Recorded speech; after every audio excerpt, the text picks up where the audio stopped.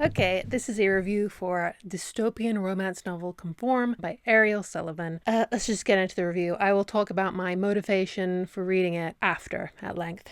Emmeline is a 27-year-old woman living in the city. After the last war, the world was destroyed and rebuilt by the Elum. Is this a reference to the Illuminati? Possibly. In the city, there's a caste system. At the top are the Elum, the rulers. Under them are the elites who live in the clouds. Then the minor defects who live on the surface. And then the major defects who live in the underground.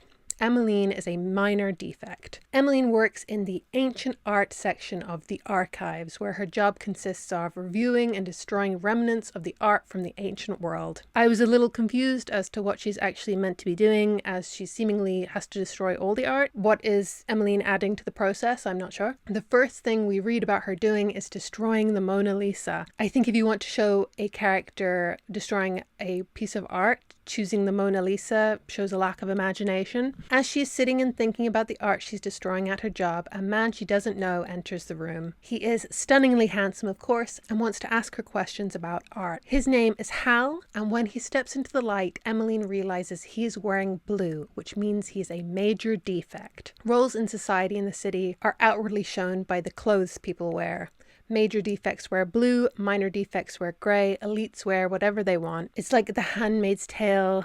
These kind of books need to leave The Handmaid's Tale alone. You will never be The Handmaid's Tale. Major defects are not allowed to be on the surface, and men and women are separated, so their meeting is dangerous. But she is curious enough about him that she invites him back to discuss art. After she leaves work, she meets her friend Lo, whose job is destroying books. While Emmeline enjoys the art and feels bad about destroying it, Lo doesn't really seem to feel any emotion at all about her job. Emmeline asks her, "Does it bother you that you're destroying things that might be important?" "Nope," Lo said. "If it was important, the Elam would keep it." It's always funny when two characters who you are told are good friends have a conversation that they logically should have had years ago. You both met at work, where you spend all day destroying art. Has this never come up before? What have you been talking about? The only thing Lo really cares about is getting a contract. Minor defect women can be chosen to have a contract with an elite man. If you're chosen, you stay with them for 4 years and have their children. After the 4 years are up, they can decide to stay with you or send you back to the surface. Then they will be assigned a new mate who can be another minor defect or a fellow elite. Emmeline and Lo's conversation is interrupted by Emmeline receiving a message on her Mind device, which is a tracking device embedded into everyone's wrists that tracks and scans their movements, health, and work schedule. Mind stands for Monitoring Intelligence Nanochip Device. I think the author thought of the word for the acronym before she decided what it actually stood for. The message is telling her that she has been approved for procreation and that a pod vehicle will be coming to take her to the clouds to meet the man she is contracted to. When she gets there, she is met by 2 women, Rose and Violet. They are her attendants. They're basically like the stylists in the Hunger Games. The whole makeover scene is very reminiscent of the makeover scenes in the Hunger Games. They even wax her legs and stuff. Before she leaves to meet her mate, she is sent a gift from an unknown member of the elite, a brown contact lens to cover her blue eye. She has heterochromia. This is her defect. Emmeline was actually born an elite, but her 2 different coloured eyes are what got her cast out of the clouds as a child. She was born to an elite father, but he refused to acknowledge her as his daughter and had her sent to the surface because of her defect. So the caste system is based on genetics, and there is a eugenics system in place that determines who can have children. You would think in a dystopian novel this might be a commentary on prejudice against disability or ethnicity, but it is not at all. This is how Emmeline is described. "I barely registered the slightly angular face, creamy pale skin, high cheekbones, straight nose, and full mouth, all surrounded by a mess of long, curly brown hair. A rather alluring face, beautiful. My left eye was crystal blue, as if made of ice chips, and my right eye a deep, rich brown, almost depthless." So she is facing prejudice because she is too unique and ethereal looking. Apart from Emmeline, we never find out what anybody else's minor defect is. And being a major defect seems to be more based on the breaking of a rule or being born to parents who broke a rule. So the book really has nothing to say about prejudice. Despite alluding to some very serious issues, the references to genetics are just a way to make Emmeline seem super special and beautiful. After her makeover, she is sent to a party. The whole book is just Emmeline going to a series of parties and dinners. Warning you now. At the party, she is met by Colin, the most handsome man she's ever seen, who will be her mate. He is perfectly nice in a way that is shocking to her, as she has been told that she will be treated like property by the elite and will be expected to obey their every order. He tells her that he is not only a member of the elite, but an Elum. The day after the party, Emmeline goes to work. And who should be there but Hal? She is delivered her procreation contract to sign while he's there, and he calls her a sheep or whatever for signing it, even though she doesn't really have a choice. And then says she shouldn't cover up her heterochromia with a contact lens as it makes her beautiful. She's keeping it in despite it irritating her eyes. I don't think you need to figure out the metaphor here. She has to cover what makes her special when she was with Colin, but she can be herself in front of Hal. Over the next few days, he comes back frequently and they have shallow, surface-level discussions about the beauty of the art she is destroying. During one of his visits, she is called to dinner with the elites again, and as Rose and Violet are getting her ready, they tell her that there is an uprising happening amongst the major defects, led by a man named the Reaper. You never actually find out who it is, but it's insinuated to be Hal so strongly that you kind of presume it isn't. They tell her as a warning, but they are both obviously sympathetic to the rebels' cause. She has dinner with Colin, and a photo is taken of her and Colin kissing, and an article is written about her by The Press.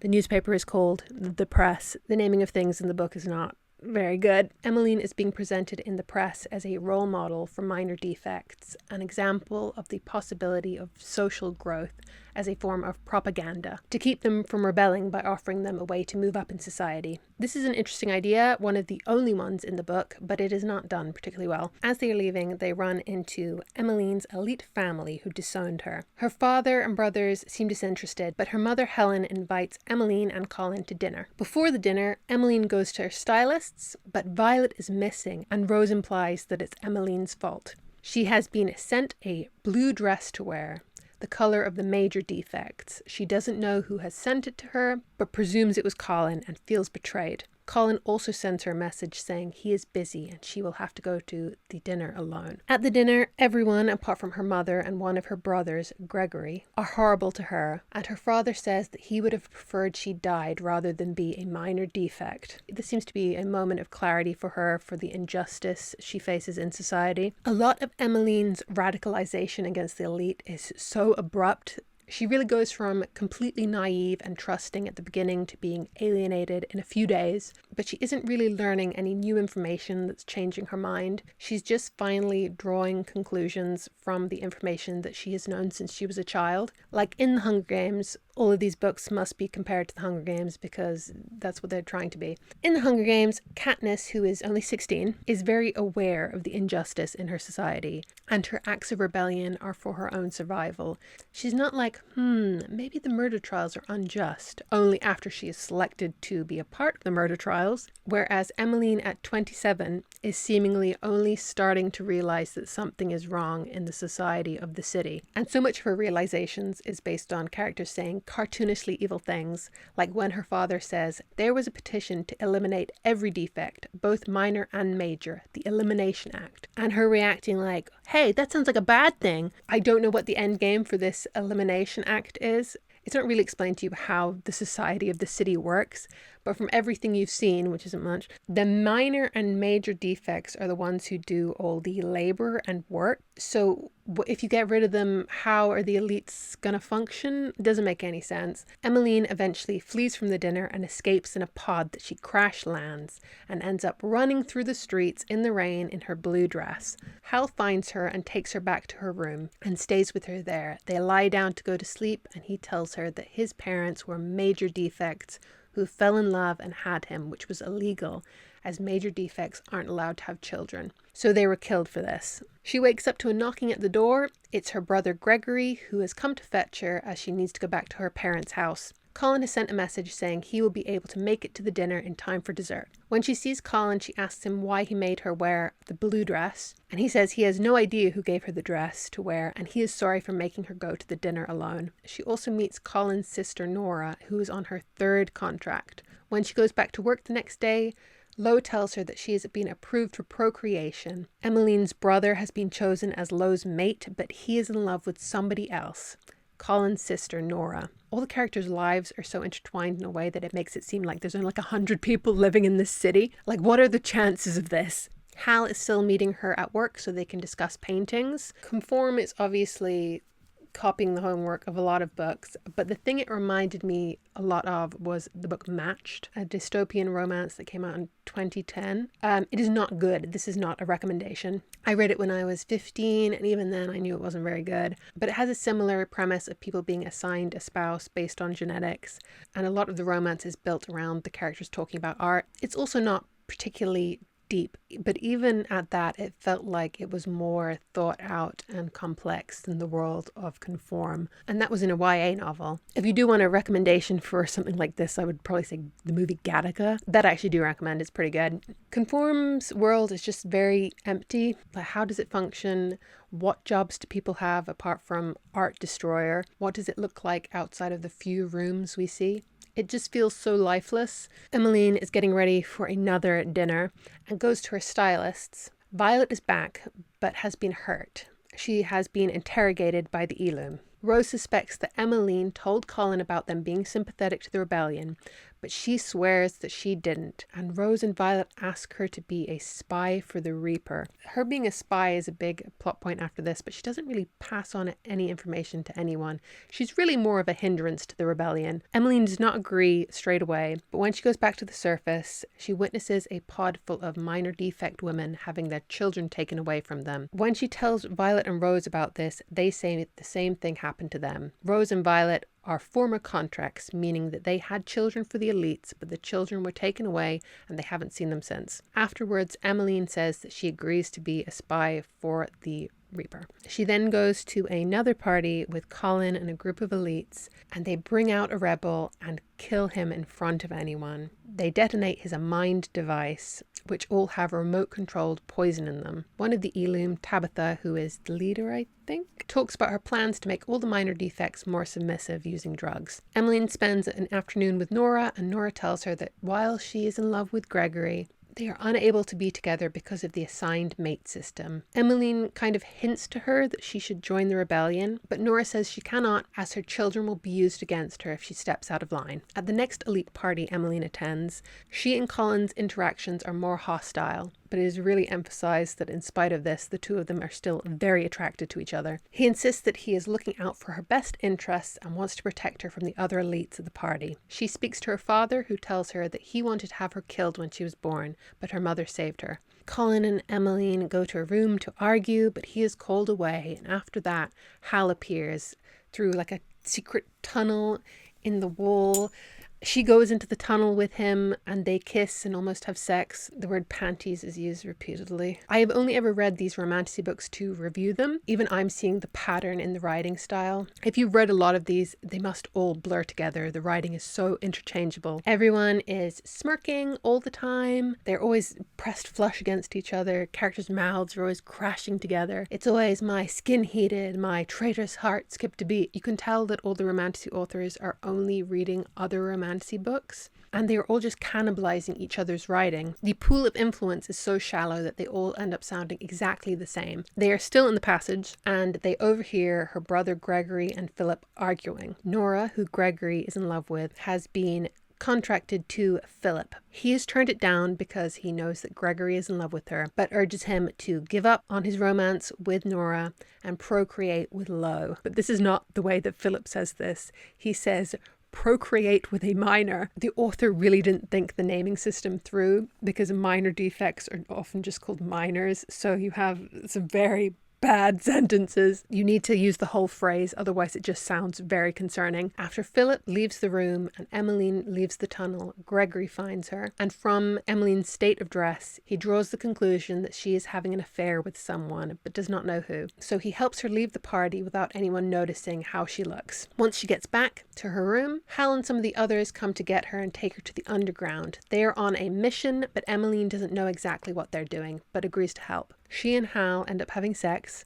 The sex scene is very boring and repetitive. A lot of the same phrases are used from sentence to sentence. I'm begging authors to stop saying bundle of nerves and sex scenes. Oh my god. She asks to stay with him and join the rebellion, but it's too risky because of her mind chip. His is cut out, but the procedure is very dangerous and people often die. But she thinks, I can't spend my whole life doing this. I couldn't be content like Lo. I couldn't ignore the injustice. I couldn't conform. He leaves her in the room alone and she finds a file with her nickname Moonlight on it. Inside is detailed information about her job, her family, her defect, and photos of her. And there are notes on all of this on how to manipulate her and get her to sympathize with the rebels. She is furious when he comes back and he says it's not what it looks like and that it may have started as a mission, but he is now in love with her. They've known each other for a few weeks at this point. She is now conflicted because she's questioning what the rebels are doing. They're only planning to save the people in the underground and don't care what happens to the elites. She says the rebels are just like the Elum because they can only hate. The politics in this book are so stupid. And in trying to insert nuance, it actually becomes more shallow. Oppressed people who rebel against their oppressors are just as bad as their oppressors, apparently. If you cannot handle talking about complex political and philosophical subjects, then you should not be writing a dystopian novel. This was also a problem with the last wave of dystopian YA romance. The authors simply do not have anything insightful to say. Emmeline leaves the underground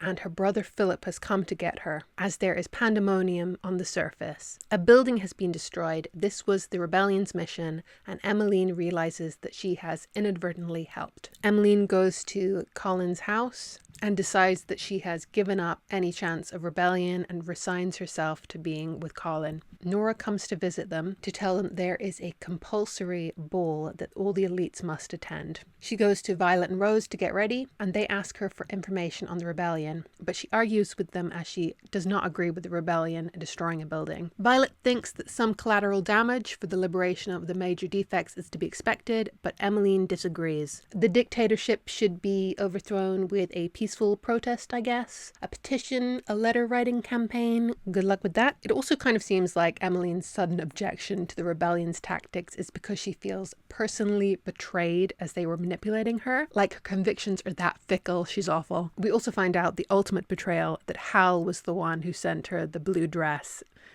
Not sure why, just to mess with her, I guess. Emmeline dances with Colin at the ball, and he whispers in her ear that he knows she is a spy for the Reaper. And then suddenly Hal is there in front of her, being captured by the Elam. The rebels were lured there because they thought Emmeline was in trouble, I think. Colin tries to get Emmeline into a pod so she can leave the party, but Tabitha finds her and brings her out in front of a crowd of elites and says that Emmeline was instrumental to the Reaper being caught, and because of this, she is the first minor defect ever to be given elite status. Elite status kind of sounds like a credit card, or like one of those airport lounges. I think this is the equivalent of the Hunger Games catching fire stuff at the start, where Katniss has to kind of perform obedience to the capital in front of the districts, but it's not as good as that. Hal has been rechipped and is imprisoned. Tabitha insists that she has tea with Emmeline alone and tells her that she knows Emmeline was a spy, and she is the one who engineered Emmeline's match with Colin, and now she will use her as a pawn in dismantling the rebellion, with Hal as a bargaining chip if Emmeline steps out of line. She also tells her that the actual spy who was instrumental in bringing the Reaper in was Lo. She's like evil monologuing about how she controls everyone. That's the end. This is one of the most derivative, meaningless books I have ever read. I only really read this because I wanted to talk about dystopian romance, and it was too late to review Silver Elite. In the 2000s, there was a huge boom of contemporary fantasy books with forbidden romances. People love the idea of forbidden romance, and especially teenagers love the idea of having something to rebel against. Publishers want to cater to this, but they also want to make the characters as marketable as possible, i.e. straight, white, American, middle class wasps, basically. So any of the real world reasons why two people would be forbidden from being together, such as religion or race or sexuality or economics, are off the table. So supernatural characters are a great way to insert forbidden romance. Take Twilight, the originator of this trend. Bella and Edward. Logically, there is no reason these two crazy kids couldn't be together. They are both high school students, kind of. They live in suburban America. Her father is the sheriff. His father is a doctor. They are both conventionally attractive. In reality, they are prom king and queen material. But oh no, he's a vampire. We have some conflict. And this moved on to, we can't be together because he's a werewolf. We can't be together because she's a witch. we can't be together because he's an angel or because she's an angel or because we're both angels. But the market becomes very saturated with these books. And then luckily another YA novel becomes successful. The Hunger Games. It has superficially some of the same rebellion, love triangle, forbidden romance plot points. It's not exactly the same. It also has a lot of political messaging, but it's a good baseline for your new YA romance trend for the 2010s, as long as you take out any of the actual themes of injustice. And that's how you got all the we can't be together because love is legal, or because falling in love is illegal, or because falling in love is illegal, or whatever was going on in Divergent, something about parkour. And then the YA romance market morphed into the current adult romance fantasy market. The current market is becoming saturated again with fantasy romance, in the same way the YA fantasy romance market became saturated. And readers are getting bored of the fairy dragon books. And this new wave of dystopian romance stinks of desperation. It seems publishers are trying to make the romantasy trend move in the same direction as the YA fantasy trend, from fantasy to dystopia, with the same lack of substance and cliche love triangles, forbidden romance tropes, as they seem to have worked the first time when Silver Elite came out, the first of the I'm sure oncoming wave of dystopia romances for adults. There was a mystery around who wrote it. The author, Danny Francis, is using a pseudonym, yet it had this massive marketing campaign for an unknown author. I wouldn't be surprised if Danny Francis was an author or multiple authors who were commissioned to write a dystopian romance, as the publisher Del Rey is putting out feelers for the next trend after romantasy crumbles, and they are trying to artificially steer the trend towards dystopia, as that has worked before. Conform is the first book being published by a new imprint called 1,000 Voices Books, which is founded by Jenna Bush Hager, as in the daughter of George W. Bush. Conform is set in a world where women don't have fertility rights, just as a reminder. There are 9 books planned for the Conform series. They really want this to be the next big thing. But from what I've read, they are just taking the exact same romantasy structure and giving it a new costume. But readers wouldn't be getting sick of romantasy books if they were good. It's not the genre, it's the content, and readers will get sick of dystopian romances just as quickly, especially if they are all as bad as Conform. I think the mark of a good book is its longevity in your mind, how much you think about it after you've read it. I read Kindred by Octavia E. Butler 4 months ago, and I've thought about it every day since then. Sometimes this works for books you didn't even enjoy reading at the time. I read Less Than Zero 10 years ago, and I didn't think I liked it, but I think about it all the time. Even series like Twilight, this year was the 20th anniversary of its release, and people are reminiscing about it and are nostalgic because, say what you like about the quality of the writing, it was something kind of new and original at the time. Fourth Wing is obviously not on the same level as Twilight, but it is massive, and I don't think I can imagine people being that nostalgic about it in 20 years. No one is going to be thinking of Silver Elite if they wait more than a year to release the next book. That's not a novel that people are going to spend a lot of time dissecting and analysing, so they need to get the next one out while the thought of it is still in people's minds. The next Conform book, a prequel, comes out in March. They are not even waiting a year between book releases, because everyone would lose interest. This really is the literature as fast fashion model of publishing. The publishers are not expecting this to be a classic. They're not expecting you to think about it beyond a few months after you read it. Don't read Conform. Okay, please subscribe to my channel. I'm looking forward to what they try and make happen if the dystopian trend doesn't work. I think after Dystopia, the next YA trend was like Fault in Our Stars ripoff books. Really hope they don't do that.